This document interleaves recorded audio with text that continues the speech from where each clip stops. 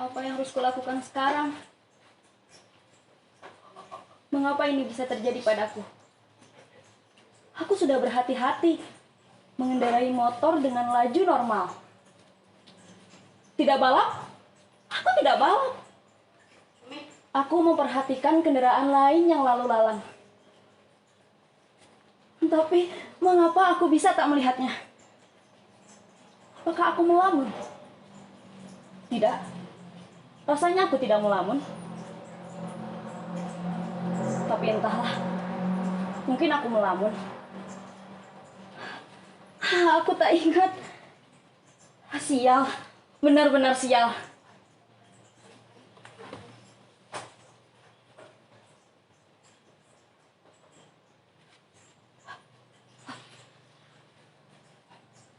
Bagaimana kalau Tuan dan Nyonyanya mulai mencarinya? Bagaimana kalau ada yang melihatku melakukannya? Tuan dan Nyonyanya akan membuat pengumuman dan menyebarkannya ke media sosial. Lengkap dengan fotoku, nama sekolahku, bahkan alamatku. Netizen akan menghujatku, menyebarkan fotoku, foto sekolahku, foto ibu, bapak, kawan-kawanku, semuanya. Habislah, aku habis. Aduh, bagaimana ini? Apa yang harus kulakukan sekarang?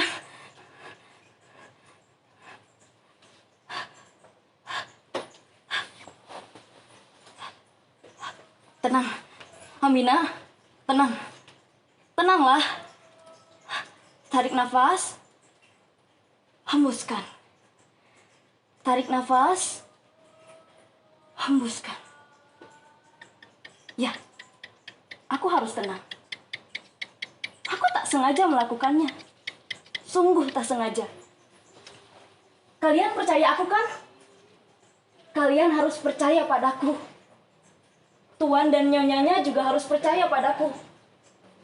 Aku tak pernah melakukan kejahatan. Aku orang baik. Tanya saja kawan-kawanku. Tanya saja ibu dan bapakku. Tapi mengapa ini bisa terjadi padaku? Mengapa? Atau kalian juga pernah mengalaminya? Apa yang kalian lakukan ketika itu? Kalian tak bisa menjawab pertanyaanku. Kalian sedang menontonku. Tak bisa memikirkan hal lain. Kalian sedang melakukan tugas kalian.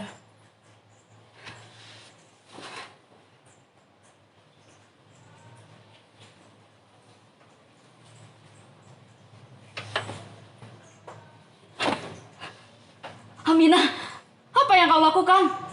Kau bisa mati kalau membekap wajahmu seperti itu. Tidakkah cukup untukmu satu kematian hari ini? Atau kau ingin mati seperti...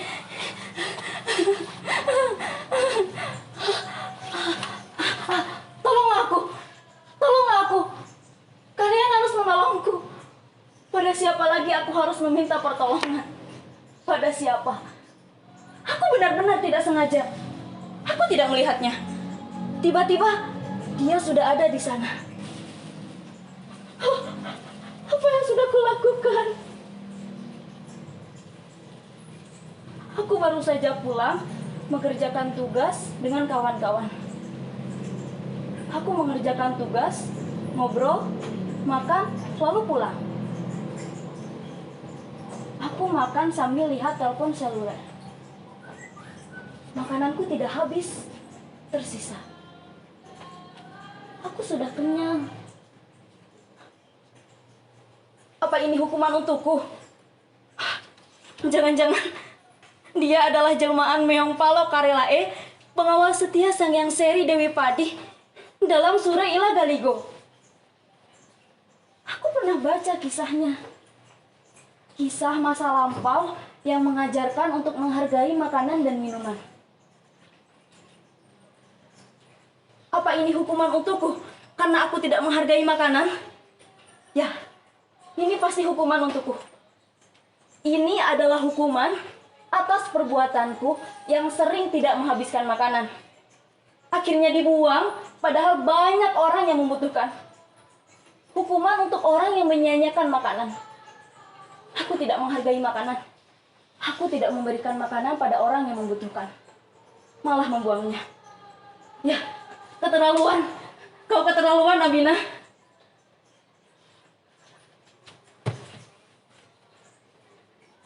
Apakah kau jelmaan meong palo karelae? Apakah kau jelmaan meong palo karelae? Jawab pertanyaanku. Jangan diam saja. Jawab. Jawab. Mengapa kau diam saja? Mengapa? Bantulah aku.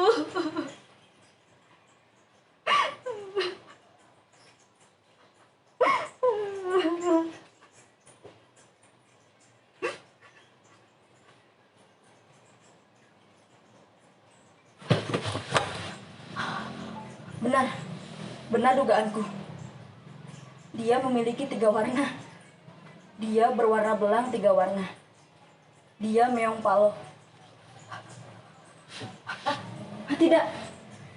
Dia bukan meong palo. Dia tidak menjawab pertanyaanku karena sudah mati. Ini bukan hukuman. Dia bukan jelmaan siapa-siapa. Dia bukan jelmaan meong palo karelae, bukan pengawal setia Dewi Padi Sang Yang Seri. Itu cuma mitos yang bernilai kearifan agar kita belajar menghargai bahan pangan yang telah ada sejak dahulu. Aku memang salah karena sering seenaknya menyanyiakan makanan. Tapi ini bukan hukuman. Aku akan belajar menghargai makanan.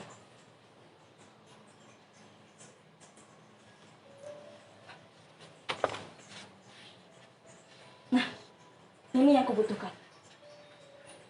Jadi, dia dipelihara oleh orang-orang Mesir sejak tahun 4000 sebelum Masehi untuk menjaga bahan pangan dari jarahan tikus.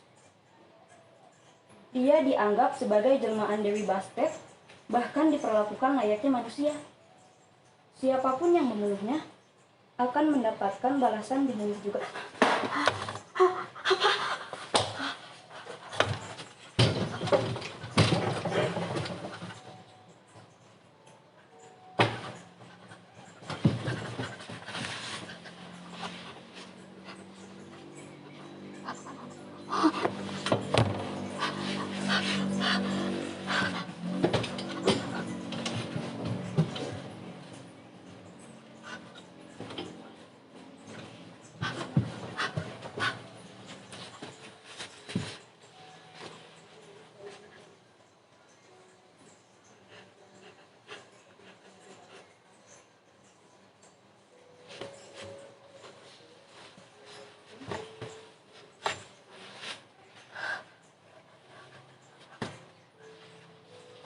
Belum selesai penjelasannya.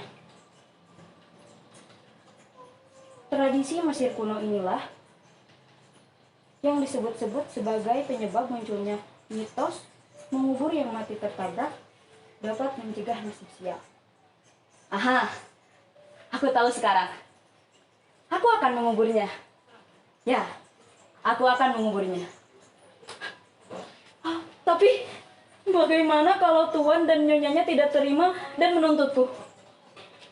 Membawaku ke polisi dan memenjarakanku. Ya Tuhan, ini sangat menakutkan. Aku tak bisa lagi memikirkan semuanya. Ini membuatku tertekan. Ya Tuhan, apa yang sedang terjadi?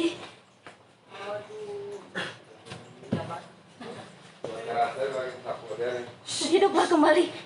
Aku mohon hiduplah kembali. Aku tak sanggup menghadapi semuanya. Hiduplah kembali. Maafkan aku.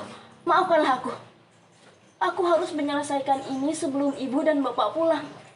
Mereka tak boleh tahu kejadian ini. Tak boleh. Aku tak boleh menyusahkan mereka. Aku harus menyelesaikan ini sendiri. Tidak. Penonton tak bisa membantuku. Mereka sibuk menyaksikan kita. Mereka reka monolog ini. Kitalah yang harus saling bantu.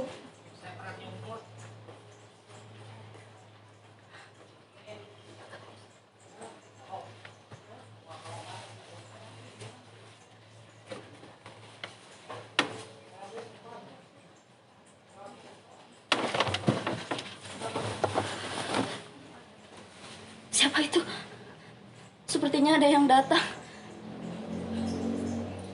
Jangan-jangan Tuan dan Nyonyanya telah tahu bahwa dia mati dan akulah penyebabnya. Jangan-jangan Tuan dan Nyonyanya datang ke sini untuk menangkapku atau bahkan membunuhku. Bisa jadi yang datang adalah orang suruhan Tuan dan Nyonyanya yang bertugas membunuhku. Ya, membunuhku. Astaga, ini mengerikan. Jangan tangkap aku. Aku tidak sengaja menabraknya. Tidak sengaja. Sungguh, aku tak melihatnya. Dia melintas begitu saja di jalan. Aku tak melihatnya. Percayalah padaku. Aku mohon jangan bunuh aku. Aku mohon jangan bunuh aku. Aku tidak sengaja. Tidak sengaja. Aku tidak sengaja menabraknya. Aku masih ingin hidup. Aku akan berhati-hati. Percayalah padaku. Maafkanlah aku. Demi Tuhan, aku tidak sengaja melakukannya. Apa yang harus aku lakukan agar kau mau memaafkanku? Katakan, aku akan lakukan.